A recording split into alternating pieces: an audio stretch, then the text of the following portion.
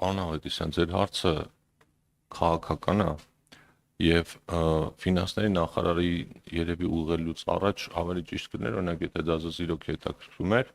չորեքշաբթի օրը հարց ու պատասխանի ժամանակ այդ հարցը ուղղեիք կառավարության ղեկավարին, մեր քաղաքական թիմի ղեկավարին, բայց մի բան ասեմ, պարոն Ավետիսյան, ես ձեզ չի ընդհատում, լուր լսում եմ, ես դες սովորել եմ արդեն։ Թոշակառուն կամ աշխատող աղքատը իրենց հարցերը ձեր միջոցով մեզ հասնելու կարիք չունեն, մենք իրենց հետ ենք խոսում եւ այդ բոլոր հարցերի պատասխանները իրենց ենք տալու, երբ որ ժամանակը գա։ Բայց եթե դուք ուզում եք ներկայացնել, որ կառավարության ծրագրում շեղումներ երբեք չեն լինում, ես ձեզ կարող մեջ բերեմ ձեր կառավարման տարիների օրոք կառավարության ծրագրերից ինչ աստիճանով եք շեղվել։ Հիմա կան տարբեր հանգամանքներ, որոնց մասին դուք էլ գիտեք,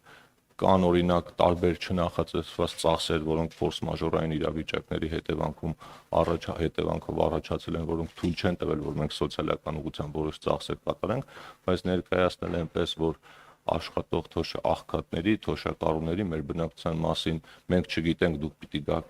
ու մեզ ներկայացնեք, թե իրենք ինչի կարիք ունեն, հավատացնում եմ, որ այդպես չի, բայց մի քանի ամիս դրանում ինքներդ կհամոզվեք։